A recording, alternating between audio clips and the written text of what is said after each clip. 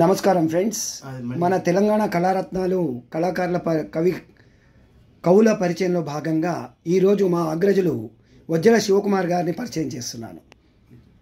నమస్కారం శివన్న. నా పేరు రఘునందన్. నేను తెలంగాణ కళారత్నాలు యూట్యూబ్ ఛానల్ ప్రమోటర్ని. కళాకారులు కవులను మన తెలంగాణలో చాలామంది ఉన్నారు. మిమ్మలను మా ప్రేక్షకులకు పరిచయం చేస్తున్నాను. దయచేసి మీ కవి ప్రయాణం, మీ జీవన ప్రయాణంలో మీ గురించి చెప్పండి.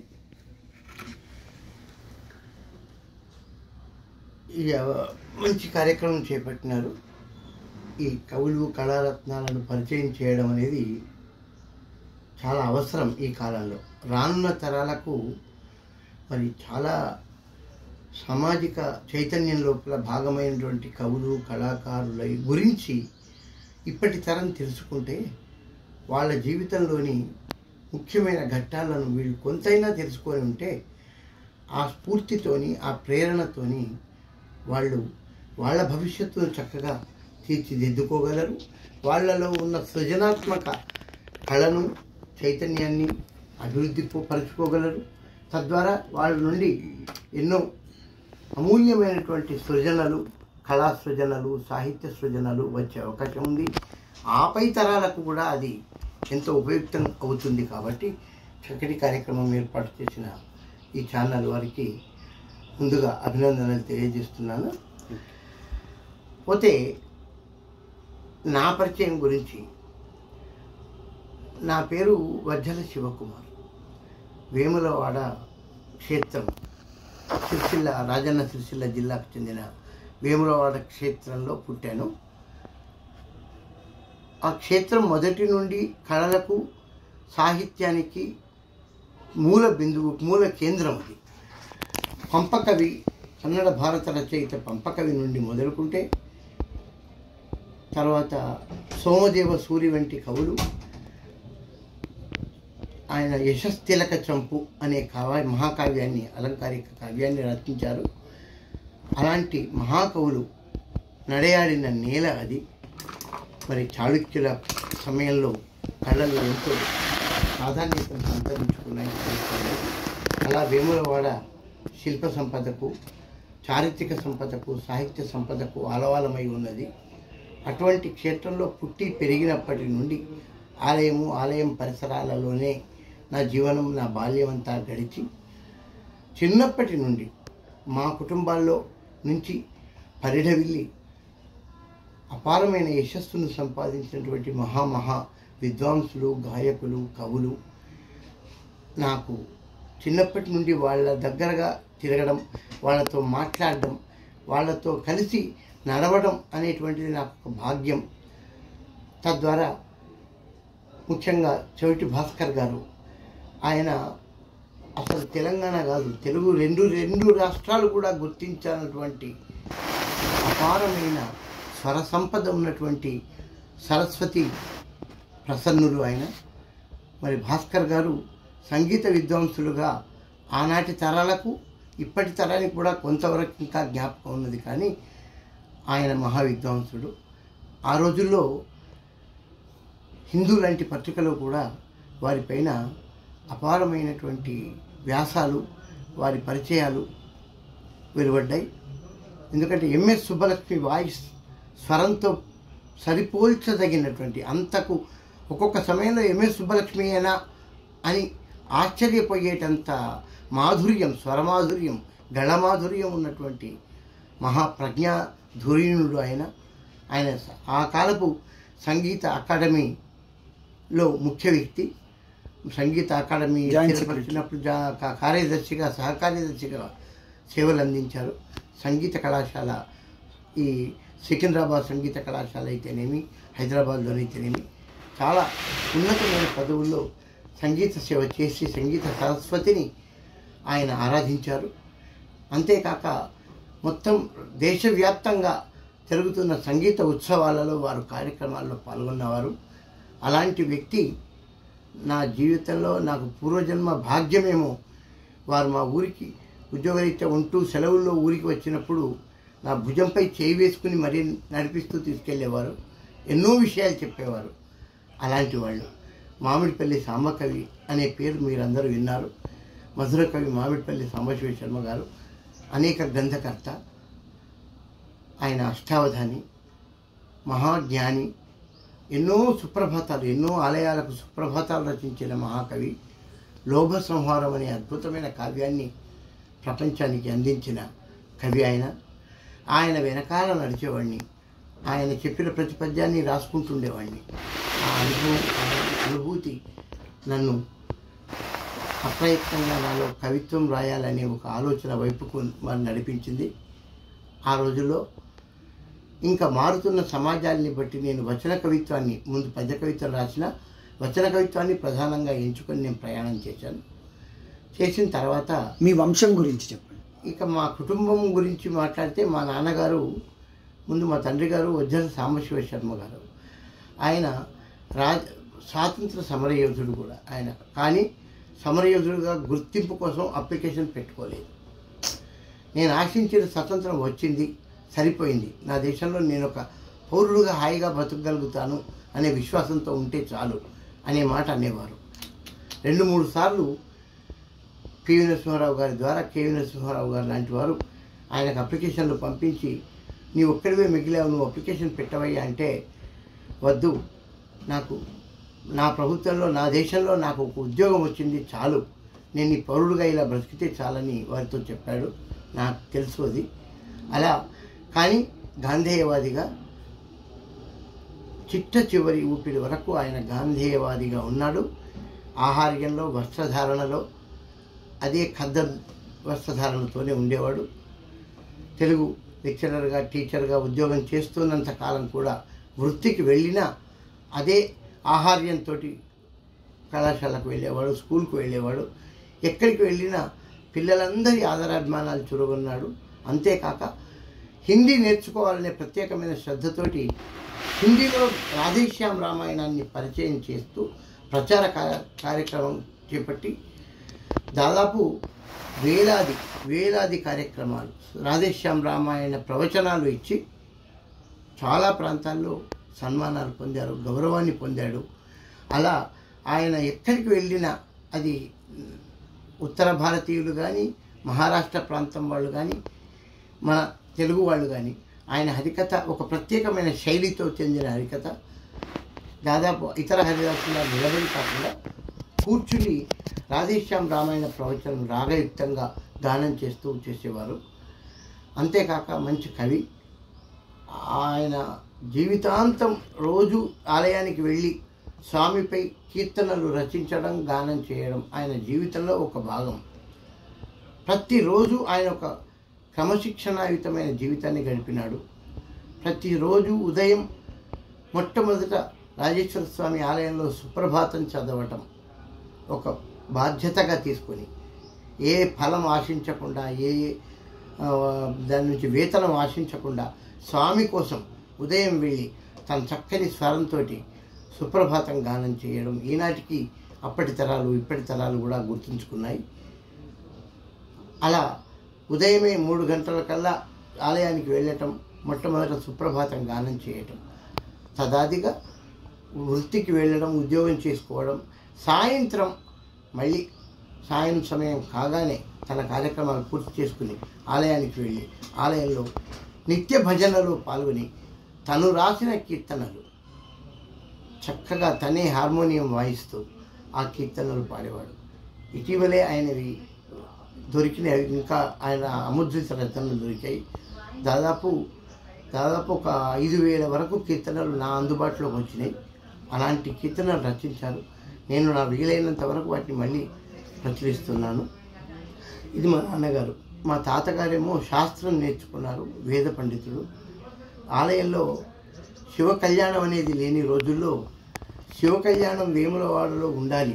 ఇంత పెద్ద మహాక్షేత్రం రాజేశ్వర క్షేత్రంలో శివ కళ్యాణాన్ని ఒక వైభవంగా జరిపించే ఏర్పాట్లు జరగాలని పట్టుబట్టి తన చిన్ననాటిని అప్పటి పండితులతో చర్చించి ఒక శివ కళ్యాణానికి ఒక ప్రఖ్యాతమైన రూపకల్పన చేసింది.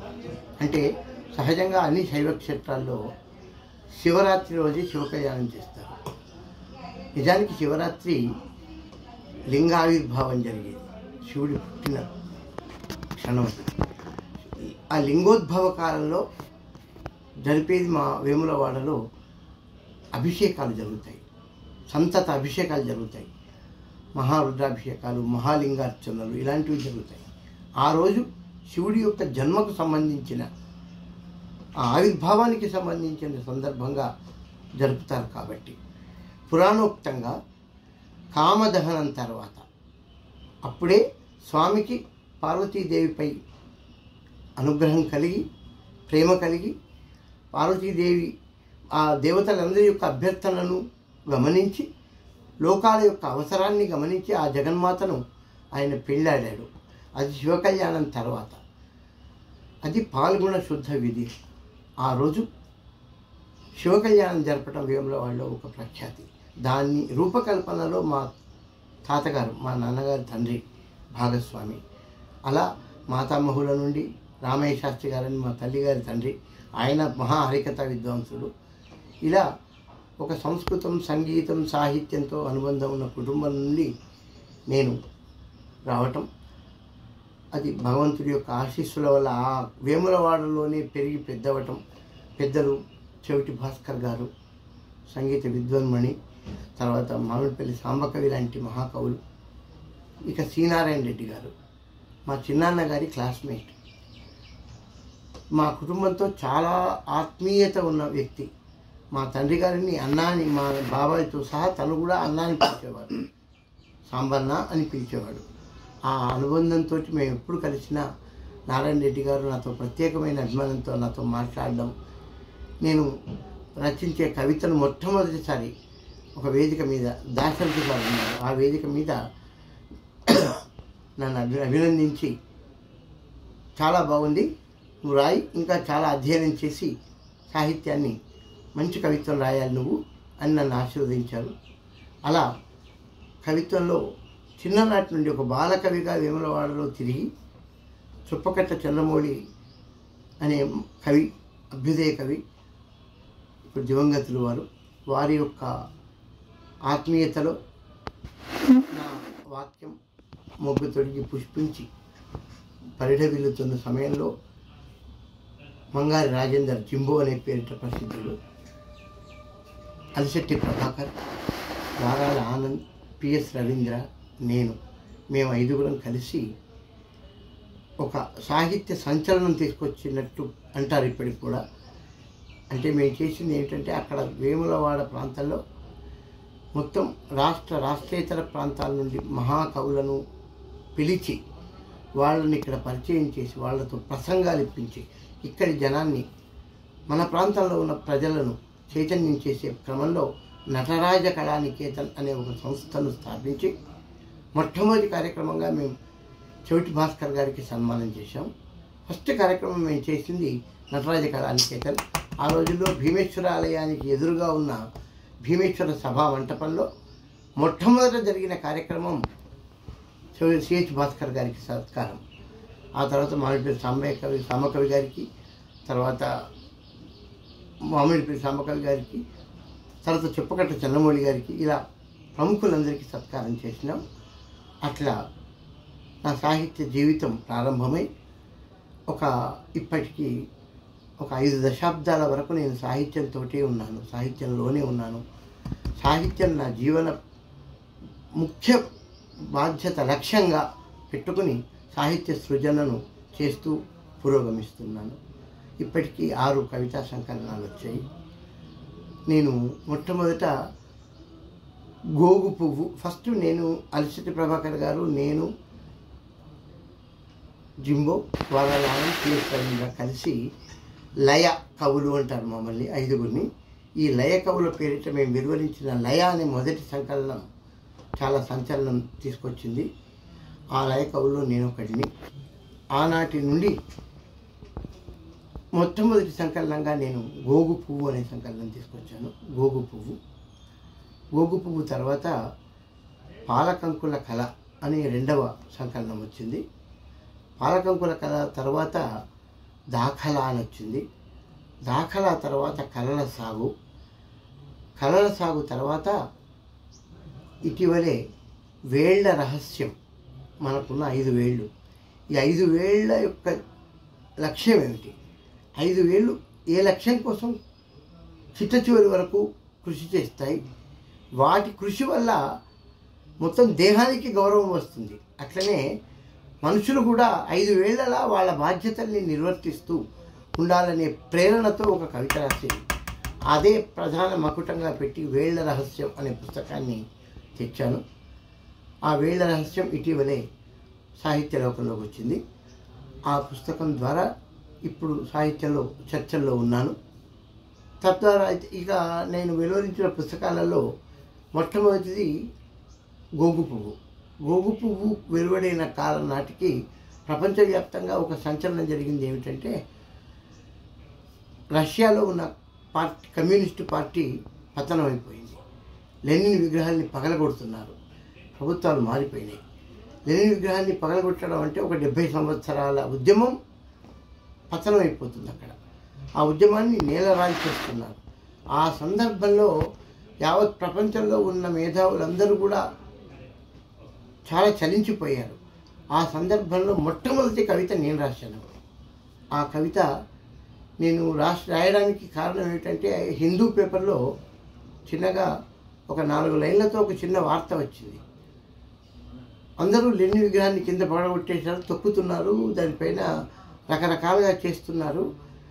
ఆ సమయంలో క్రెమ్లిన్ పరిసరాలలో ఉన్న వాతావరణాన్ని చెప్తూ ఒక కోఆపరేటివ్ బ్యాంకులో పనిచేసే ఒక లేడీ పుష్పగుచ్చం తీసుకెళ్ళి లెనిన్ దగ్గర పెట్టింది. అందరూ తిడుతుంటే, అవమానిస్తుంటే ఆమె వెళ్ళి గౌరవంగా లెనిన్ పాదాల దగ్గర పుష్పగుచ్చం పెట్టిన సందర్భాన్ని హిందూలో వచ్చితే నాకు చలించిపోయి ఆమె గురించి నేను పరిశోధించి, ఆమె పేరు గెలినా లెనిదోవ్నా. అప్పుడు క్రెమ్లిన్ దగ్గర కూర్చున్న ఒక వ్యక్తి ఎవరో కావాలి నాకు. అప్పుడు వెతికితే వేరే పత్రికల్లో నాకు కొన్నిట్లో కొన్ని పాత్రలు దొరికాయి. అక్కడ యూరీ రజమోవ్స్కీ అనే ఒక ముసలాయన ఉంటాడు. ఆయన 77 సంవత్సరాల వృద్ధుడు. అంటే కమ్యూనిస్ట్ పార్టీ పుట్టినప్పటి నుండి చూశాడు ఆయన. తన కళ్ళ ముందే పతనం అయిపోతున్నది, ముక్కలు ముక్కలై విగ్రహం పడిపోతున్నది. ఆ 70 ఏళ్ల వృద్ధుడు చూస్తున్నప్పుడు ఆయన అనుభవాలు, అనుభూతులు, ఆయన జ్ఞాపకాలన్నీ నేలరాలి తొక్కబడుతున్నాయి. అంటే ఇంత పతనమవుతున్న దశను చూస్తున్నాడు ఆయన. ఆయన కళ్ళల్లో ఒక నిర్లిప్తత, నిరాసక్తత, జీవితం పైన అయోమయం. ఆయన రేపు భవిష్యత్తు ఏమైపోతుంది ప్రపంచానికి అన్న ఆవేదన, ఆందోళన ఉంది ఆయన కళ్ళల్లో. ఇది నేను కొన్ని సమాచార సాధనాల ద్వారా, ఆనాటికి కంప్యూటర్లో అందుబాటులో లేవు, నా విస్తృతమైన అధ్యయనాల వల్ల నేను సేకరించిన సమాచారం.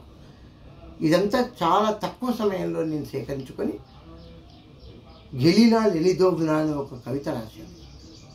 ఆ కవిత మొట్టమొదటిసారి ఆ కాలంలో ఉదయం అనే పత్రికలో ఫుల్ సెంటర్ స్ప్రెడ్గా కలర్లో ప్రింట్ చేశారు.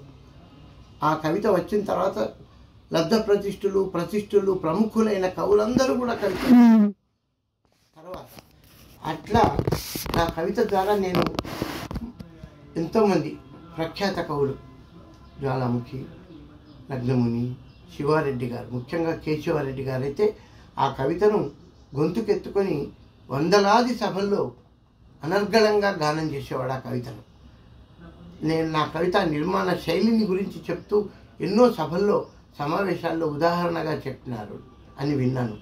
అలా పెద్ద పెద్ద కవులు, ప్రముఖ కవులు, నారాయణ రెడ్డి గారు కానీ ఇంకా ఎందరో నన్ను ప్రత్యేకంగా అభినందించటం నాలో ఉత్తేజాన్ని, ఉత్సాహాన్ని నింపి అప్పటి నుండి పునరంకితమై నేను ఎప్పుడు ఎక్కడ ఏ సంఘటన జరిగినా జరగకపోయినా నాలో ఒక సంచలనం వచ్చినా, ఒక సంఘర్షణ కలిగిన కవిత్వంగా బయటకు తీసుకురావడం, అది కవిత్వం చెప్పటం. మనుషుల మీద, పక్కన ఉన్న వాళ్ళ మీద, స్నేహితుల మీద, జీవితం పైన తాత్వికంగా జీవితంలో ఉన్న విధ్వంసం, ఘర్షణల మూలంగా ఎన్నెన్నో కవితలు రాస్తూ పురోగమిస్తున్నాను. ఇది నా కవితా ప్రవృత్తి. ఇప్పుడు వేళ్ల రహస్యం ఉంది. ఇలా ఇంకా పురోగమిస్తున్నాను.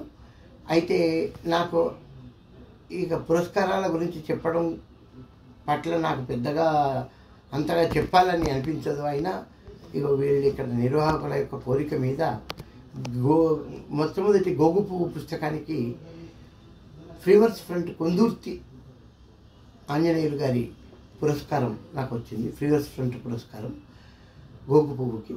తర్వాత పాలకంకులకలకి డాక్టర్ శ్రీనారాయణ రెడ్డి పురస్కారం వచ్చింది. తర్వాత మల్లోజ్జల సదాశివుడు సాహిత్య పురస్కారం ఒకటి వచ్చింది. తర్వాత తెలంగాణ ప్రభుత్వం పక్షాన దాశరథి పురస్కారం 2018 సంవత్సరానికి దాశరథి పురస్కారం వచ్చింది. అంతే. ఇంకా అలా నేను సాహిత్యాలు, తర్వాత ఆంధ్ర సారస్వత పరిషత్ మచిలీపట్నం వాళ్ళ పురస్కారం వచ్చింది, పాలకంకులకలకు వచ్చింది. ఇలా నా కావ్యాలకు మంచి ఆదరణ, ఆత్మీయత, చాలామంది సాహితీ పాఠకుల నుండి, సాహితీవేత్తల నుండి లభించిన ఆశీస్సులు నా అక్షరాన్ని దీవించి ముందుకు నడిపిస్తున్నాయి. ఇంకా నడవాలి, రాయాల్సింది ఎంతో ఉంది, ఆలోచించాల్సింది ఎంతో ఉంది, చెప్పాల్సింది ఇంకా మిగిలే ఉంది. జీవితం చాలా చిన్నది. మరి ఈ జీవితాన్ని సార్థకం చేసుకోవడానికి నేను నా ప్రయత్నంలో, నా ప్రవృత్తిలో మమేకమవుతూ ఉంటాను. సెలవు. మీకు ఇప్పుడుండే సమాజంలో యూత్కి మీలాంటి పెద్దలు ఏం అడ్వైజ్ ఇస్తారు? ఇప్పుడు ఈ కళల పట్ల, చదువు పట్ల ఇంకొక 50 సంవత్సరాలు ఈ కళారంగం, ఈ కవితారంగం ప్రవర్ధమానంగా పరిఢవిల్లాలంటే మీలాంటి పెద్దలు ఏం సలహా ఇస్తారు పాటించడానికి? రెండు ముఖ్య విషయాలు నేను చెప్పదలుచుకున్నాను.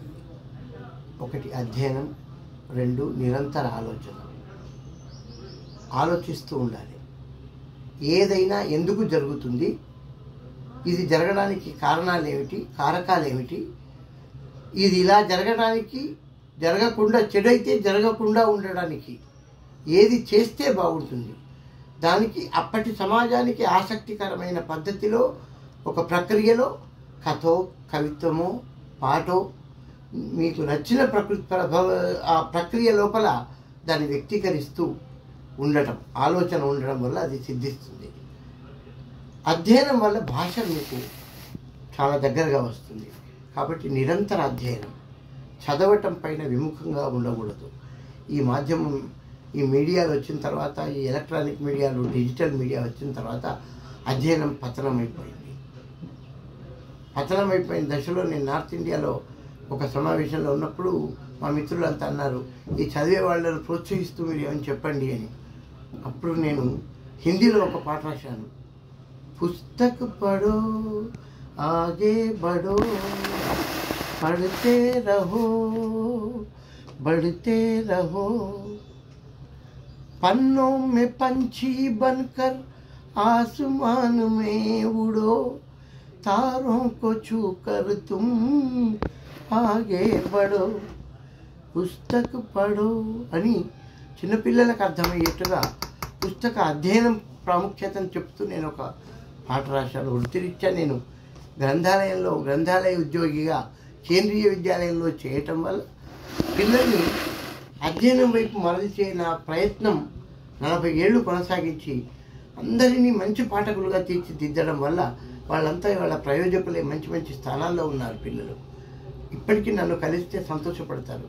మాకు ఒక మంచి అలవాటు చేశారు సార్, పుస్తకాలు చదివి అలవాటు చేశారని. అది వాళ్ళు నాకు ఇచ్చే అవార్డు. ఇంతకంటే గొప్ప అవార్డు నేను ఏది కోరుకోలేదు. కళారంగంలో కూడా వేములవాడలో మీరు ఒక రెనైజాన్స్ లాగా ఉన్నారు. సామప్రియ అని ఏదో గ్రూప్ పెట్టారు కదా, దాని గురించి చెప్పండి. అంటే కరోనా వచ్చిన సమయంలో దాదాపు అంతకంటే ముందు కూడా ఏం జరిగిందంటే, ఒక 3 సంవత్సరాల నుంచి నేను ఏదో వేములవాడ జ్ఞాపకాలను చెప్పుకోవడానికంటూ ఒక ఆనాటికి కొత్తగా వచ్చిన వాట్సాప్లో ఒక సమూహాన్ని పెట్టి దాంట్లో కాస్త సంగీతం పాడే వాళ్లకు ఒక్కొక్క విధానం కేటాయించుకుంటూ ఉండేవాడిని. దాదాపు కరోనాకు ఇంకొక 2 ఏళ్ల ముందు కాలం నుండి నేను మా ఊళ్ళో గమనించింది ఏంటంటే, యువతలో ఒక నిరాశ, నిస్పృహ, జీవితం పట్ల అనాసక్తి, ఏం చేయాలని ఈ ఒక నిర్లిప్తత నాకు కనబడ్డాయి. దానివల్ల చాలా కుటుంబాలు చాలా నష్టపోయినాయి. అలా చూసిన తర్వాత నేను గమనించింది ఏమిటంటే, వీళ్ళు ఎందుకు ఒక ప్రక్రియను చేపట్టి ఆ ప్రక్రియలో వీళ్ళు ముందుకు నడవరు అని ఆలోచించి పాడాలి, ప్రతి వ్యక్తి పాడాలి. నారాయణ రెడ్డి గారు అన్న మాట నాకు చాలా వేదనలాగా అనిపించింది. ఉప్పు తీగలు పాడుతున్నవి, ఉత్త వెదురులు పాడుతున్నవి, పాడలేనిది ఒక్కటే, అది పరుష బుద్ధి హృదంతరం. పాడని వాడు ఎవడైనా ఉంటే అది పరుష బుద్ధి గలవాడు మాత్రమే పాడడు. కానీ పాడువాడు ఎవడరా అంటే పాడని వాడే పాడువాడు అని నేను అంటాను. కాబట్టి పిట్టలు పాడుతాయి, చెట్లు పాడుతాయి, పూలు పాడుతాయి, ప్రపంచం పాడుతుంది, ప్రకృతి పాడుతుంది. ఇందరు పాడంగా లేనిది మనం పాడితే నేరమా? నీ పాటతో ఒకరిని హింసించకు, నువ్వు ప్రశాంతతను పొందు. అంతే. నీకు నువ్వు ప్రశాంతత పొందడానికి, ప్రశాంతంగా ఉండడానికి పాడుకో. అంతే. ఆ భగవంతుడిని గురించి పాడుకుంటావా? పాడుకో. ప్రకృతి గురించి పాడుకుంటావా? పాడుకో. నీ స్వరం ఇచ్చిందే పాడుకోవడానికి. ప్రతివాడు మహాగాయకుడిగా ఉండాలని పాడద్దు, కానీ నేను పాడగలను మనిషినైనందుకు. అంతే. శ్వాస ఎంతగా స్వేచ్ఛగా తీసుకుంటానో పాట అంత స్వేచ్ఛగా పాడుకోవాలి అనే లక్ష్యంతో సామప్రియ అనే అంటే సంగీతాన్ని ఇష్టపడేవాళ్ళు. అంతే. అంతేకాక సంగీతాన్ని ఇష్టపడే భగవంతుడు శివుణ్ణి కూడా ఆరాధించేవాళ్ళు. సామం అంటే సరస్వతి. దేన్నైనా సామాన్ని గౌరవిస్తే మనకు ప్రపంచంలో ఎక్కడ అశాంతి ఉండదు.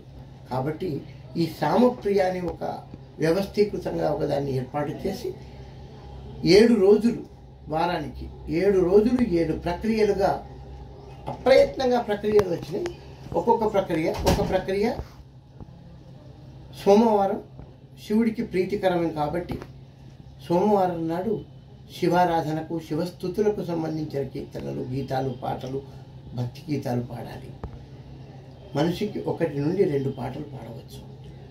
మంగళవారం జనగణ మంగళదాయకమైన దివసం కాబట్టి మంగళవారం దేశభక్తి గీతాలు పాడాలి.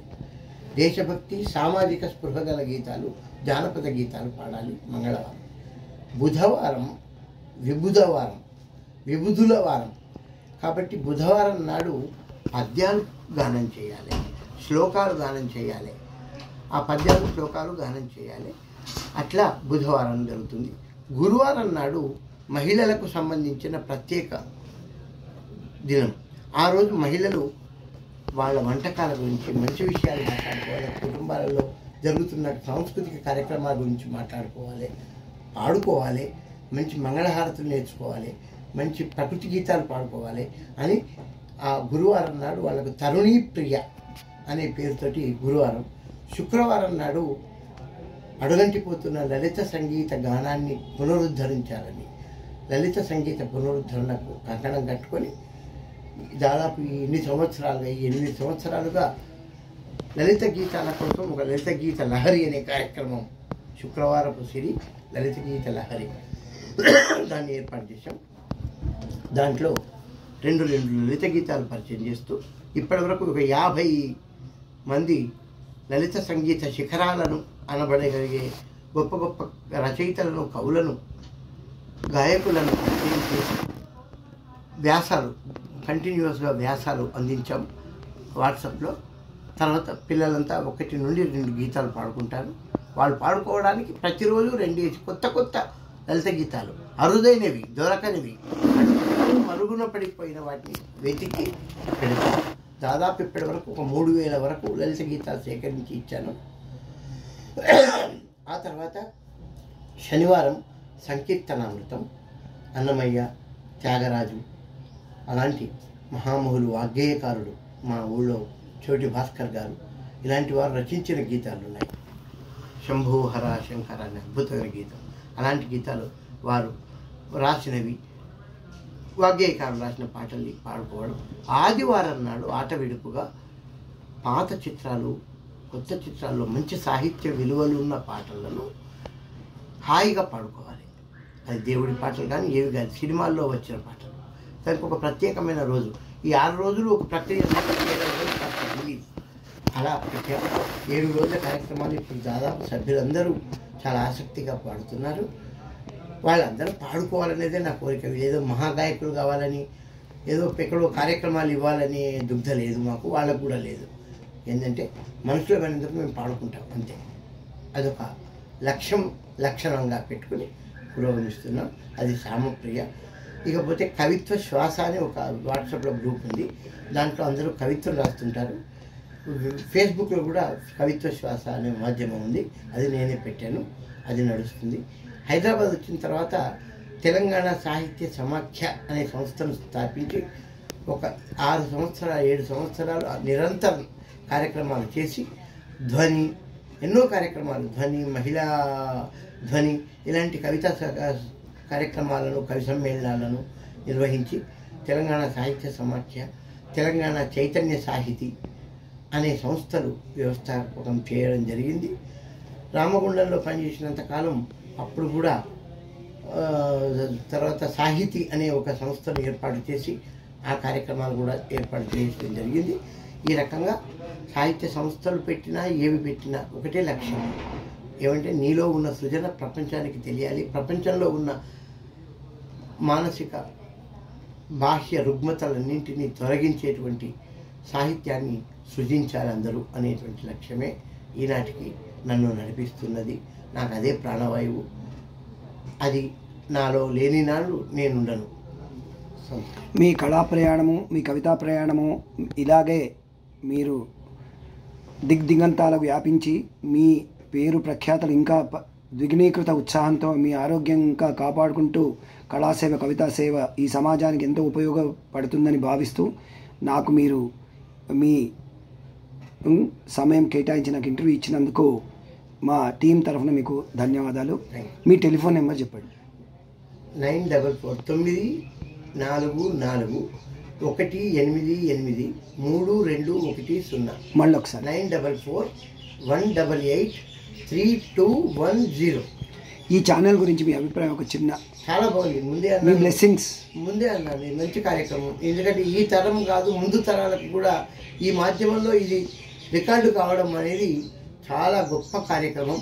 ఇలాంటి కార్యక్రమాన్ని చేపట్టినందుకు నేను సహస్రద వీళ్ళందరినీ అభినందిస్తూ ఆశీర్వదిస్తూ ఇలాంటి మంచి ఆలోచనలతో పురోగమించాలని, ఇంకా ఎందరో కళాకారులు ఉన్నారు, కవులు ఉన్నారు, వాళ్ళందరినీ పరిచయం చేయాలని కోరుకుంటూ ధన్యవాదాలు. ఓకే ఫ్రెండ్స్, మన వజ్జల శివకుమార్ గారి మెసేజ్ చూశారు. Thank you very much. Please like, share, comment. ఇంకా వీడియోలు ఏమన్నా మేమేమైనా తప్పులు దొరికితే క్షమిస్తే మాకు మంచి అడ్వైస్ కామెంట్ ఇవ్వండి. Thank you very much. Signing off yours lovely Raghunandan. Thank you. నమస్కారం.